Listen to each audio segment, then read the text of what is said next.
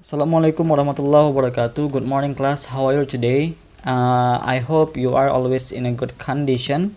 And today we are still going to talk about short functional text. Dan hari ini kita masih akan bahas tentang short functional text. Yang mana topik yang akan kita bahas, jenis yang akan kita bahas adalah invitation. Or in bahasa means undangan. So let's check it out for more detailed information. Oke, kita cek informasi yang lebih detailnya. The first definition. Invitation means SFT that asks someone to join something or come to an event. Jadi di sini SFT itu dikatakan sebagai invitation itu dikatakan sebagai SFT yang berisi ajakan atau undangan untuk menghadiri sesuatu atau melakukan sesuatu. So kata kuncinya adalah ajakan atau undangan untuk menghadiri sesuatu. And then the second one, purpose, kegunaannya atau tujuannya. Nah, dari kata dasarnya saja adalah invitation, maka kegunaannya adalah untuk mengundang. So, apabila nanti dalam soal muncul ada muncul pertanyaan, what is the purpose? Apa kegunaan atau apa tujuan dari invitation? Maka jawaban kamu adalah cari yang ada kata to invite. Karena tujuannya pasti untuk mengundang seseorang atau siapapun itu untuk hadir dalam suatu acara. Next, untuk kinds-nya, jenis-jenisnya, ada yang disebut dengan formal dan ada yang disebut dengan informal. Ada yang disebut dengan undangan resmi dan ada yang disebut dengan undangan tidak resmi. Kategori resmi dan tidak resmi ini dilihat dari kop suratnya atau kepala suratnya. Apabila ada undangan atau teks SFT yang dia ada kop suratnya, maka itu dibilang resmi, dan apabila tidak ada itu disebut dengan informal invitation. Such as misalnya ada wedding, ada graduation, birthday, anniversary, dan meeting. Wedding pernikahan, kemudian graduation kelulusan, birthday adalah ulang tahun, anniversary perayaan, dan meeting adalah rapat. Dari beberapa contoh berikut ini hanya rapatlah yang disebut dengan formal invitation, undangan resmi. Jadi kalau mau mengadakan rapat itu biasanya ada kop suratnya. Sedangkan untuk wedding, pernikahan, kelulusan, dan ulang tahun itu biasanya jarang ada kop surat atau kepala suratnya. Next, structure. The structure of the invitation can also become the characteristic of the invitation. Struktur dari invitation ini bisa menjadi karakteristik dari sebuah invitation. Apa dia? Yang pertama, invitation itu harus punya receiver atau penerima. Jadi undangan itu biasanya ada penerimanya gitu. Kepada siapa? To someone, to Elsa, to Rio, or siapapun itu ya. And then the second one, there is the name of the event. Ada nama eventnya apa? Misalnya birthday, kemudian join my, anniversary, or etc. Harus ada nama acaranya apa. The third one, ada waktunya or time-nya. Jadi ada jadwal yang terbuat di dalam undangan itu. Next, the fourth, ada tempat, place-nya ya, di mana akan dilaksanakan undangan acara itu gitu. And the fifth, ada nama pengirimnya. Jadi 5 hal ini itu biasanya muncul dalam sebuah teks invitation atau sebuah SFT invitation, dalam sebuah undangan gitu ya. Next, karakteristik. Tadi saya bilang bahwasanya struktur ini akan menjadi karakteristik dari invitation. Berarti invitation itu harus ada nama penerimanya, kemudian harus nama pengirimnya, ada waktunya, nama acaranya, kemudian ada waktunya, dan ada tempatnya. Jadi strukturnya akan menjadi karakteristik dari invitation. Dan tambahan lagi ada kata kunci. Jadi kalau kamu disajikan sebuah teks singkat, ada sebuah soal ujian, final examination, ujian final, lalu ada teks dan di dalamnya ada kata invite or invitation, atau ada kata please come, ya, maka itu bisa dikatakan invitation. Atau ada kata join us, let's join, itu juga bisa dikatakan sebagai sebuah text invitation, undangan. Jadi kalau saran saya, kamu lebih baik melihat kata kuncinya dulu, lalu nanti untuk memastikan apakah teksnya itu invitation, kembali kepada strukturnya gitu. Misalkan saja yang pertama, this is ada sebuah examples of very simple invitations. Ada sebuah contoh undangan yang sangat sederhana. Nah, kalau seperti ini, kita langsung bisa bilang bahwasanya ini adalah invitation. Tahu dari mana? Ya, ada kata kunci let's join. Seperti tadi nih ya. Di sini ada kita bilang let's join atau join us. Di sini ada let's join atau join us. Jadi itu merupakan kata kunci ajakan untuk menghadiri sesuatu. Dan di sini ada kata let's join. Oke. Let's join. Ini ada kata let's join. Berarti ini menandakan bahwasanya teks ini adalah invitation. Tinggal kita lihat lagi untuk memastikan apakah ini invitation. Kita lihat apakah ada nama acaranya. Ada, yaitu adalah birthday-nya. Acaranya adalah ulang tahun. Kemudian adakah waktunya atau tempatnya? Ada.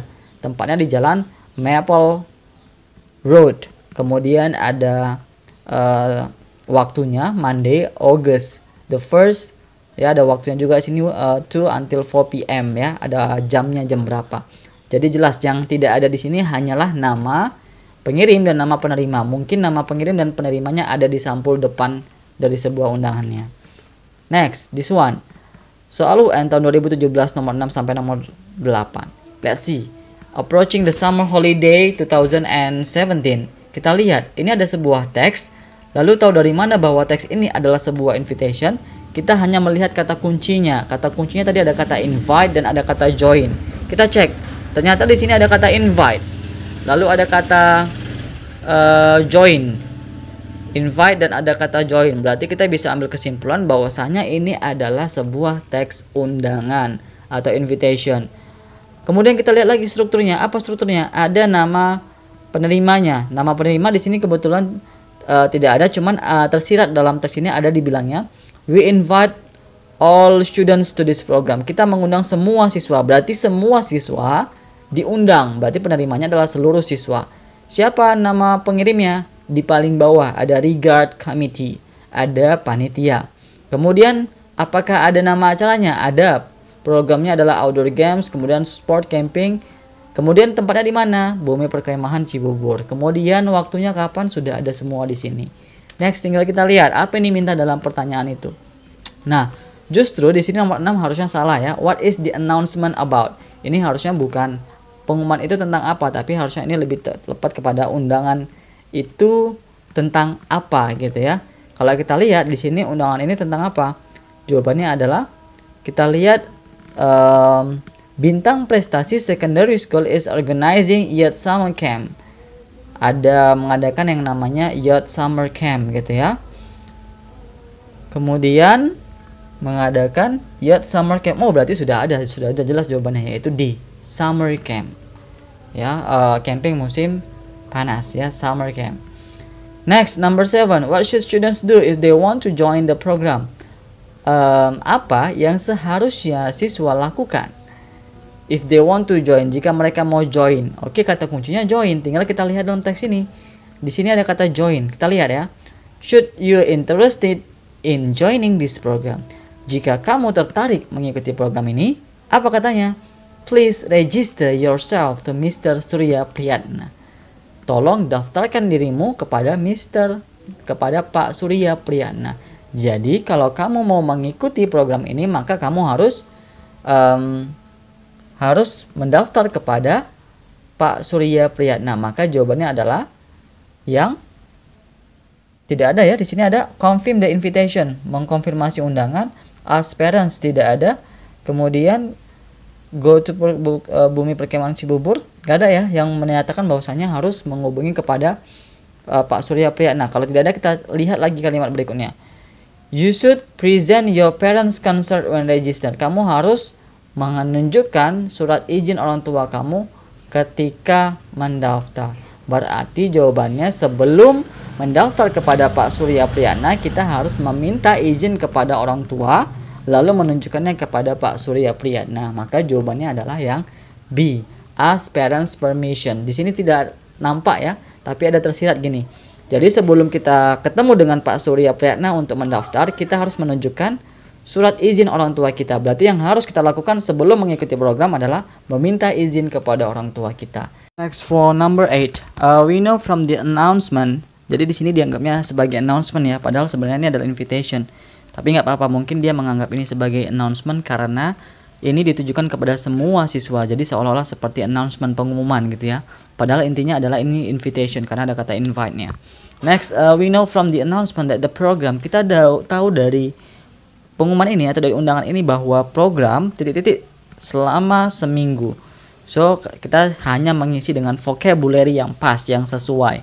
Maka kita lihat di sini ada kata survive. Survive itu bertahan. Last itu berlangsung. Change itu berubah atau mengubah. Di itu starts itu mulai. Jadi kita lihat yang mana lebih pas vocabulary-nya, kosakata mana yang lebih pas. Kita tahu bahwa dari pengumuman ini, dari undangan ini, bahwasanya program bertahan selama seminggu, atau berlangsung selama seminggu, atau mengubah selama seminggu, atau memulai selama seminggu. Ya, jawabannya lebih tepat adalah B, last. Berarti jawabannya adalah yang B. Next, try to do this one. Okay, the writer wrote the text. The writer wrote the text. Penulis menulis teks. Yang opsi A, B, C, D semuanya ada kata to, untuk. Jadi kalau kita sambungkan dengan soalnya, penulis menulis teks ini untuk. Bisa untuk siapa atau bisa untuk apa. Kalau untuk siapa berarti dia nanya siapa penerimanya. Kalau untuk apa berarti dia nanya tujuannya, kegunaannya apa. Nah di sini kebetulan tidak ada menunjukkan nama penerima. Berarti yang ditanya bukan untuk siapa tapi untuk apa, menanyakan tujuannya. Maka kita lihat dulu teksnya apa jenisnya. Di sini ada graduation open house event. Kemudian bla bla bla ya, ada sampai kata join us. Oke, kata kuncinya ketemu. Ada kata join us. Join us itu artinya ikutlah bersama kami, gabunglah bersama kami. Berarti ini adalah namanya invitation atau teks undangan. Nah, kalau ditanya tujuan tadi, teks undangan tujuannya adalah to invite. Maka jawabannya yang ada kata to invite. D. Next, this one. The monthly meeting is to. Kita langsung ke soalnya saja ya. The monthly meeting is to. Nah, kita lihat sekilas ini teksnya adalah undangan. Benar ya? Oke, di sini ada kata kunci. Ada kata please attend, tolong hadiri, atau please come. Itu sama dengan kata please come atau please join. Berarti tolong hadiri. Berarti sama, kata kuncinya adalah please attend atau please join atau please come. Berarti jawabannya adalah teks undangan ini. The monthly meeting is to. Teks undangan ini untuk. Oke, berarti naik tujuan ya. Tujuannya adalah untuk mengundang ya. Tapi di sini nggak ada yang mengundang. Tapi dia nanya bukan tujuan teks undangannya, tapi tujuan dari rapatnya. Dia bukan bertanya tujuan teks ini. Dia bertanya rapat ini tujuannya ngapain. Kita lihat apa isi berikutnya. Tolong hadiri rapat bulanan ini. Pada hari Sabtu, kemudian waktunya setelah pulang sekolah, tempatnya ruangan OSIS. Kemudian kita akan mendiskusikan pesta perpisahan atau perayaan perpisahan untuk kelas 9 katanya. Berarti rapat ini tujuannya adalah membahas pesta perpisahan, sedangkan teks ini tujuannya adalah untuk mengundang semua siswa. Jadi hati-hati ya. Di sini untuknya ini menanyakan adalah tujuan dari rapat itu, bukan tujuan dari teks ini. Kalau ditanya tujuan dari teks ini, ya untuk mengundang anggota OSIS. Sedangkan untuk menanyakan tujuan dari rapat ini adalah ada di paragraf terakhir, yaitu untuk mendiskusikan perayaan perpisahan. Jadi jawabannya adalah yang mendiskusikan perayaan perpisahan. Yang C, discuss the farewell party. Next, number 3. We will discuss the farewell party for the grade 9 students. Kita akan mendiskusikan pesta perpisahan untuk kelas 9. Nah, yang ditanya di sini adalah we itu bergaris bawah. Kalau bergaris bawah yang ditanya bisa sinonim, antonim, atau bisa reverse, menggantikan siapa. Kalau sinonim sama antonim nggak ada di sini ya, tapi dalam paragraf berikutnya di soal berikutnya, di underline word refers to. Kata yang bergaris bawah ini menggantikan siapa? Kita akan membahas atau mendiskusikan tentang pesta perpisahan. Kitanya itu siapa? Apakah saya dan kamu? Apakah saya dan dia dan sebagainya? Kita di sini ya. Berarti si pembuat undangan dengan yang diundang. Paham ya? Kita akan mengadakan rapat. Kitanya siapa? Kitanya yang buat undangan itu dan yang diajak untuk hadir ke undangan itu. Berarti jawabannya di sini yang membuat undangan adalah OSIS chairman dan OSIS secretary. Ada OSIS chairman, berarti OSIS ketua OSIS dan sekretaris OSIS. Kemudian yang diundang siapa? Seluruh siswa. Berarti jawabannya adalah seluruh siswa dan pengurus OSIS. Kita lihat yang A. All grade 9 students, semua siswa kelas 9. Enggak ya? Kemudian yang B. OSIS chairman and OSIS secretary. kitanya itu adalah ketua OSIS dan sekretaris OSIS. Nggak cuma mereka. Ternyata di sini yang diundang itu bukan semua siswa ya. Ada di atasnya to all class captains, untuk seluruh ketua kelas. Berarti yang diundang itu ketua kelas dan kitanya itu adalah ketua kelas, kemudian ketua OSIS dan sekretaris. Kita lihat. Yang C, all teacher and students of the school, semua guru dan semua siswa di sekolah itu. Tidak ada membahas guru di sini, berarti tidak, salah.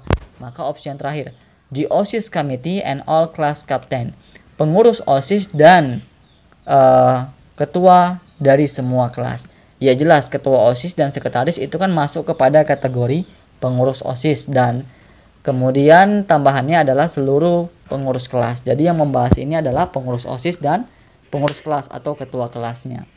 Oke, next itu dia. So, diharapkan dengan memahami invitation ini kamu bisa paham apa itu SFT, invitation, dan mengerti fungsi dari SFT ini. Oke, thank you for today. See you on the next meeting. Assalamualaikum warahmatullahi wabarakatuh. Don't forget to subscribe my channel